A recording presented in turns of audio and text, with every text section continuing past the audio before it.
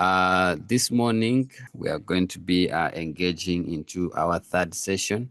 And the person that is going to take us through the third session is none other than Mrs. Bato,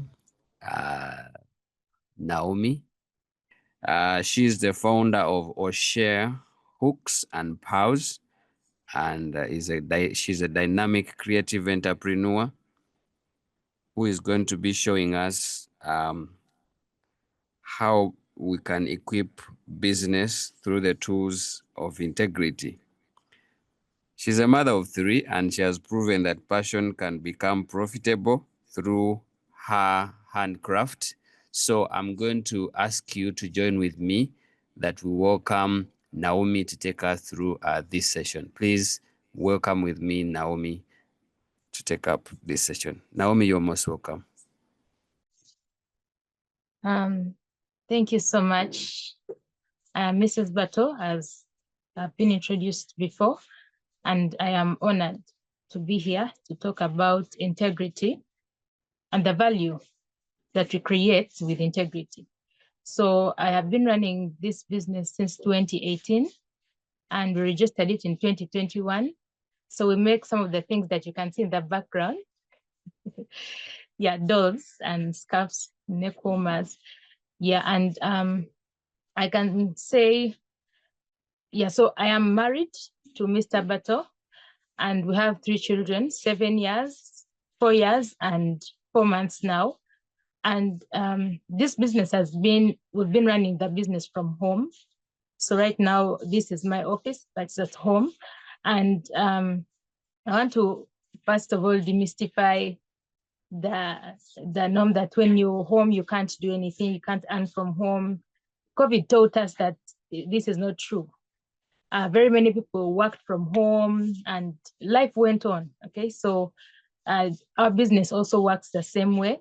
We work from home, and the people we work with also work in their homes. So we send out material, they work in their homes, and then bring them, we do the quality control, and the items go to the final client. So integrity for us is something that is so big. We have made very many mistakes on the way because we did not apply integrity, and we learned through our scars, we learned from other people, and there are some things we've done well that has caused us to grow.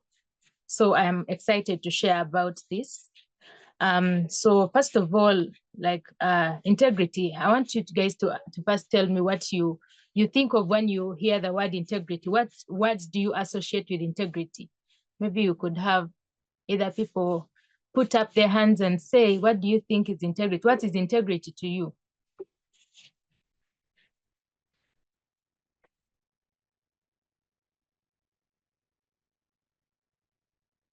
You can also utilize the chat bot. Why do I call it chat bot? The chat box. You can utilize it and type what you think integrity is. You can raise your hand and let us know what integrity is in your own words, by the way. Yes. Yes, please. Like, what is integrity to you? Let me see if I can see that chat. And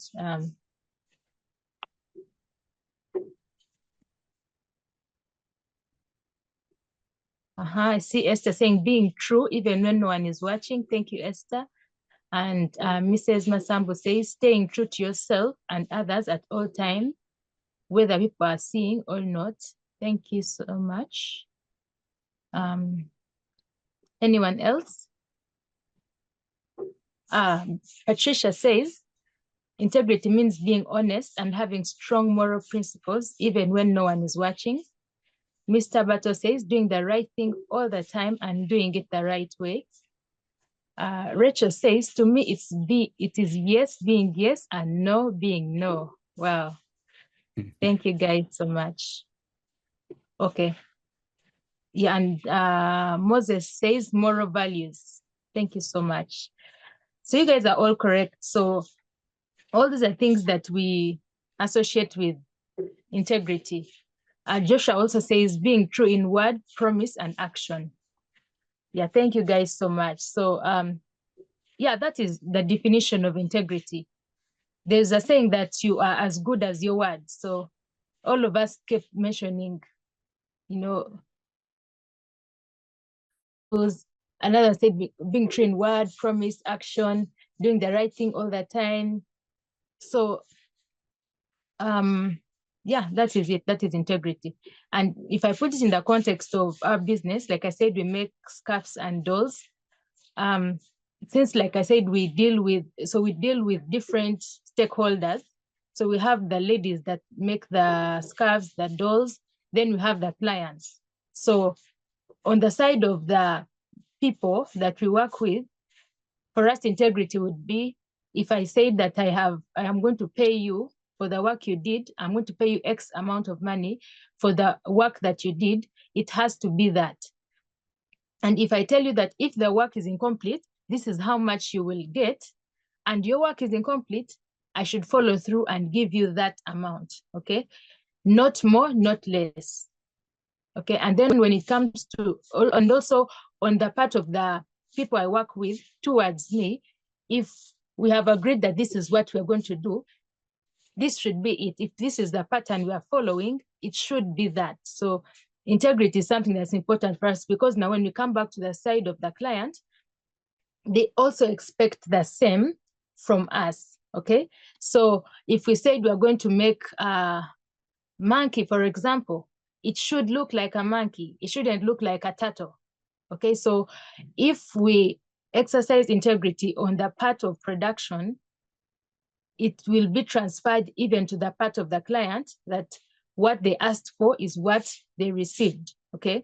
And also, the other thing I look at as integrity, also in line with what we do, in terms of maybe like delivery. If something has happened, for example, and you are going to be delayed, maybe your baby is sick, maybe you are sick, maybe something happened, or maybe you ran out of material to work on something, you communicate clearly and tell the client, I'm sorry, we agreed that we'll deliver on Thursday, but I will not be able to, because usually you can tell, by Tuesday you can tell that I won't be able to deliver on Thursday. So you communicate in time, okay, to the client. So I've had issues where we have lost clients because we fear to communicate. This happens a lot. You fear to communicate disappointing news, but we don't know that it is even worse when you communicate it late than when you communicate it earlier. So it's part of integrity when you communicate in time and then you plan. Maybe the client would be, okay, so if this is not possible, do you have anything available that I can take instead? And then you say, okay, we have this. Okay, let me take this. Or else they'll be like, okay, it's okay, I can wait. So you agree, you work together with the client. And also on the side of the people that we are working with, if, for example, they have a sick child, because I work with mothers also working in their homes, just like myself. So someone will tell you, I have a sick child, or I lost a relative. These are things that happen every day that we cannot have any control over. So you tell them, okay, so how far had you gone? Can you send it? So I send it to someone else to complete it, okay? So that helps you to be able to deliver in time, on time, so you're not seen as someone who is not truthful, because sometimes you're not lying, by the way, but just because you did not communicate the truth in time, it made it seem like you are lying. There's this example we used to share a lot, and it's been shared a lot in memes, about tailors, you know, towards Christmas time, which is the time when people used to tailor make their fabrics a lot. You know, you take your clothes to a tailor, and then you reach there, and then you tell them, I have a party, or I have an event, because of course Christmas time is the time of parties. So you say, I have an event, and I need, the event is on Saturday, I need the dress on Friday. They're like, okay, yes, we are going to have it done. So you show up on Friday, they've cut up all your material, but nothing has been done. And the party is the next day. So you end up having to buy an already made item. And it would happen so much. And the better, like the more clients a person got, the harder it became to be consistent with, to be truthful, to deliver on time. However, right now we've learned to put systems in place. You don't have to be the only tailor. You can have people you work with, you have people who cut, people who do what. So if I put it in the context of our business, for example, there are some people who do not do all the work. For example, our plated warmer, like the one that I'm wearing in the picture, I start the very beginning, then I have ladies that do the middle part, and then I do the final bit where I put the buttons and then put the whole thing together. So we have identified where our strong points are. Mine is more in quality control, so other people do other work. So you don't have to do everything by yourself. Otherwise, you won't grow. Okay. So, and also you will not be able to deliver on time. And so we talked about, also as I was speaking, I was talking about consistency. So do the right thing over and over. For every client, let it be the same. There's an instance where someone wanted a doll. I think it was Spider-Man. So the next year, she asked for the same doll again for her friend. But because we had not recorded some of the, like the pattern we had used, the hook size, all these things changed so much. So when we made the doll again, it was a smaller size than the one she had taken the year before. So she told me, but this is not like the doll you made me last year. And I could not remember. It's like, so how did it look like? Could you take a picture of the two of them together? So it really was a lot of back and forth. And yeah, she ended up, like, I told her to send back the doll and we made it again for her. But the client was gracious to us. Another one will not say, they will just not come back and they will say, you're not good at what you do. So to be consistent, you need to be able to record all the processes in what you do. So for example, for the dolls that we make, each doll has its own pattern. So so sometimes you create the pattern from our head, because as creatives, sometimes you come up with a new idea, tweak it here and there. So we make sure we record every change that we have made, so that if a client came 3 years later, they will get exactly what they got last time. Okay, so they will not assume that the quality has changed because it is smaller or it is bigger. They will not have issues of this person is not consistent. Consistency is very good with people that we work with. Everyone wants you to be consistent. Imagine if you are running a hotel, for example, and today the food tastes really good, and then the next day that the food tastes different. It's the same meal, but the tastes are differing. People will not take you seriously because you are not consistent. Okay. And then when God says that he, like, do not despise do not despise humble beginnings, it doesn't mean you need to start just anyway. We can start the right way. Most of us did not start formally. However, there's a lady that I was watching I was watching her recently, and she was saying how God asked her. So when I was making the world, there was nothing. I was starting small. I made one man. However, when I made him, I did not put the eyes at the back of the head. I made that one man the right way. Okay. So when we are saying that we start small, even the small has to start in excellence. Okay. So that's where I come to the part of following all protocols. That would be for Uganda, registering your business name. And on that case of registering a business name, there's a story of a certain gentleman called Abraham. He said that he started his business and he did not register it immediately. He was doing so well, and then the business grew. When we went to register the name, someone else had taken it. So he had to pay a lot of money to get back his name, because his success was already attached to the name. So if you are starting up, go and reserve your business name as the very first thing you do, because we as we do things, we expect that we are supposed to grow from glory to glory. We expect that we shall grow. Do not start something thinking that it won't work. Okay.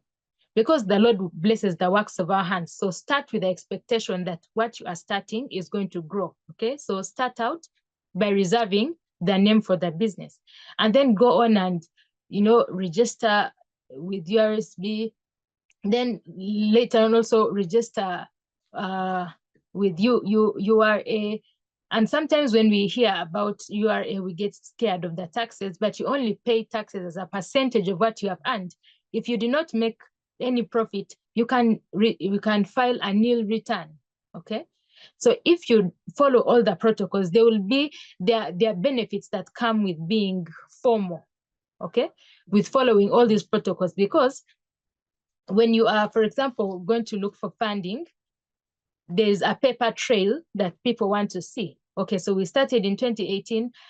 Now, in this case, I'm not saying that we have that paper trail. We have made our mistakes along the way. However, when you're starting, I would say start the right way, so that if after 3 years, you can sit before someone. For example, if you want to pitch to Matthew and say, okay, I want you to fund my business, you can show that, okay, we started with 300,000, and then we kept increasing. So we showed that people wanted our products. They kept buying more. We kept buying more. So right now, the business is worth maybe 5 million. But then if you gave us this money, we are able to buy machinery. We're able to buy more supplies at a cheaper rate. So we shall be able to supply to more people, but we shall earn more because we bought in bulk, and we bought the unit cost was smaller. So when Matthew listens to you and he can see the trail from when you started, and he sees that you registered, and he sees that, it makes it so much easier for him to choose to invest in your business, because you have been consistent and you followed all the protocols. Okay, now that's in even when it comes to taxes, we see it in the Bible when they were asked for taxes, and then Jesus asked that they get money from the fish's mouth and give and pay the taxes. Jesus also honored taxes. Okay, so your tax, you may pay 0 as tax when you've not yet started earning, and eventually when you start earning, you pay 30%, and it's of 30 of the profit, not of the principal. I know sometimes we say that, oh, our taxes are misused, but do you even pay your tax? Be faithful in that little that you've been entrusted with, and God will entrust you with more. Don't look at how the taxes have been utilized or not utilized, but look at what your part is. Another thing that Matthew mentioned was, you have to be the change you want to see. Okay, there will be a time when the systems are all working right, when everything is in place, but will it find you compliant? Will it find you in a position to be able to benefit from it? Okay, so if with the little you have, you cannot pay your, like, if from the little that you have received, you cannot pay your taxes, like, how will God entrust you with a lot? It will even be harder for you to pay, because the percentage is still the same. 30% of 10,000. If you can't pay that, don't think you'll pay 30% of billions. Okay, it will still be hard. So you have to practice with a little as you work your way to earning much. And also in the same line, there is also on the protocols, there is tithe, there is offering. No, this is an obligation as believers. Okay, and this gentleman we had also mentioned that how he was consistent with his offering and tithe. That is also an obligation that have to be faithful to. So if you have made money as a business and this is your profit, 10% is your tithe, and then 30% of the profit is tax. I know that the tax is so much bigger, but that is what it is. Okay. And interestingly, when you are faithful in some of these things, you'll be amazed at the opportunities that come your way. I could give an example of the first time I got my passport. My husband then was in South Africa. And then he said, okay, we've been given an offer. The business has said, I can bring you to join me here, but you don't have a passport. I'm like, oh, I actually just got the passport the other week. I was like, oh, perfect. And then that's how I went to South Africa because I had the passport. So in the same, and then also a client wanted to order something that she told me, I can only pay you through the bank. So you have to open a bank account. And with opening a bank account, you have to have a TIN, you have to have like so many other things you have to have. So I went and got all those things quickly because of this order. And it wasn't much money really, but I got the bank account. And after that, I got a big order and they asked me, now we've been paying you by on your phone, but now we need to pay you through the bank. But do you have a company bank account? We don't want to pay through your personal account. I was like, oh, I do have a business bank account. You get, so the opportunity came that I received that money in the bank account because it was there. You get, so sometimes the things that we fear to do, even the Bible says that expand your boundaries, like prepare space for abundance, prepare your business for bounty. Okay, we need to stop thinking small and get an abundance mindset and put in place systems, because even when God sees that, okay, this one has a bank account, now they can actually get the big orders because they have shown that they have, it's a step of faith really, because at that point we were like, now now managing a bank account, can we really afford to this client just because she's giving us this order? Now we have to open. I opened it gloomily. That's the honest truth. But then when that big order came, I could have lost it because I did not have a bank account. Okay. So go and find out wherever you are in the country you are, find out what are those basics that are needed for a business and put them, those protocols, put them in place. Be faithful in those, okay? And trust God to bring the bounty. Trust God to bring, you've gotten a passport. Trust God to bring the opportunity for you to travel. You have opened the bank account. Trust God that He will bring the business for people to pay into that bank account. Okay, so it always pays off. It always pays off. And okay, let me just give, as we wind up, let me give some of the results of integrity. So maybe I could first read some of the takeaways from the people in the chat, like what you learned from the clip. Kavugo Pade says that I have learned that integrity is key. You should never be limited by your past or failures. Setting a vision is the birth of the business. Yeah, thank you so much. Then Patricia says, having a clear vision and being honest and consistent in business is essential. Thank you guys so much for sharing. And so I will share for me the results of integrity, some of the results of integrity, a solid customer base. So I gave you the example of the client, the referrals, okay? So when you are consistent in what you do, you're consistent in quality, you're consistent in service delivery, you're delivering on time, people can trust you and can also refer you to others, okay? So resilience during crisis. So there are times when we lost a lot of money in the business, but what happened? Well, I will not go to details of what happened.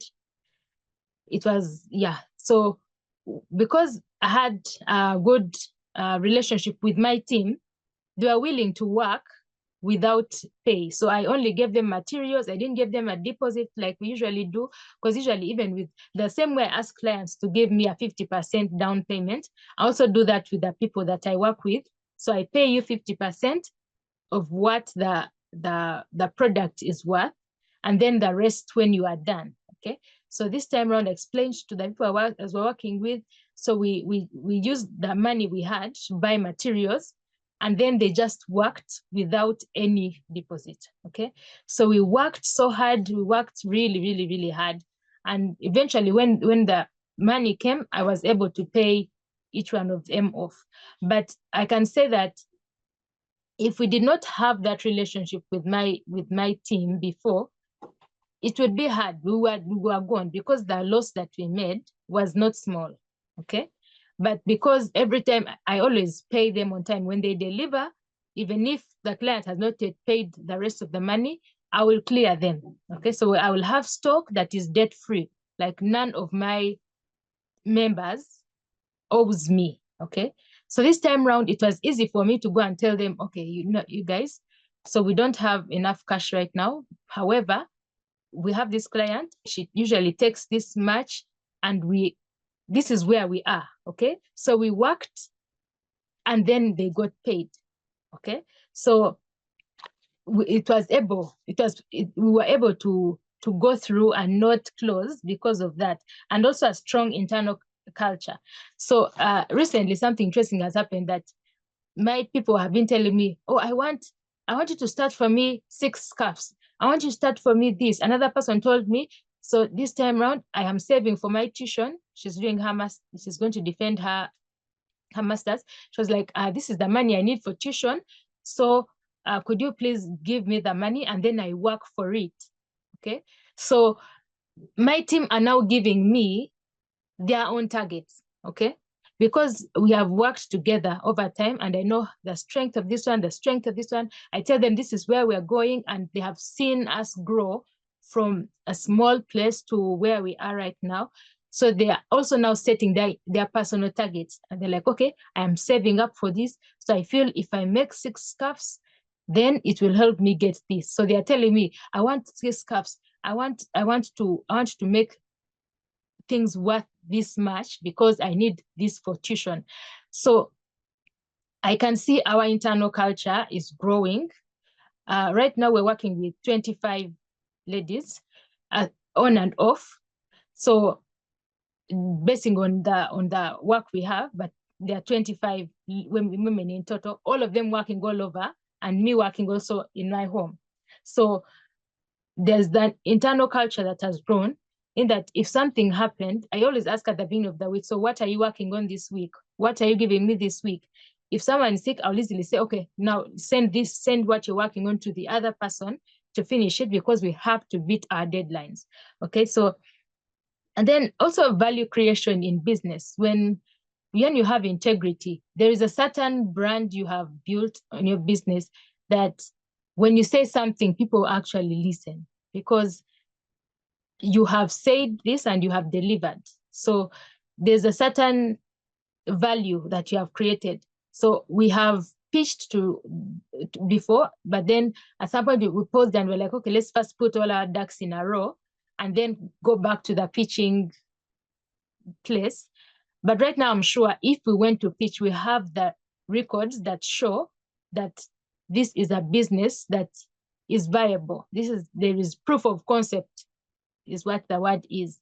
So as you build that proof of concept, you have to start with doing the right things, okay? You have your vision, you have made it clear to your team, you have focused on what you are doing, and you are consistently following your values. And yes, you'll make mistakes, but be very fast to correct them. Yeah, and thank you guys so much for listening. This is the end of it. I remain Mrs. Bato Naomi, the CEO of O'Shea Hooks and Pearls. We make crochet dolls and neck warmers, and we are very passionate about women empowerment and working from home. So thank you so much for the opportunity. And I believe if you have any questions for me, you can reach me. You can ask now. Oh, I see. Oh, someone is clapping. Thank you. So I'm happy to take any questions about business, about integrity, about growing a business from home. And yeah, whatever you want to know about business, I'm happy to share. Thank you so much, Mr. Masambu and the CEO team, for this opportunity. God bless you.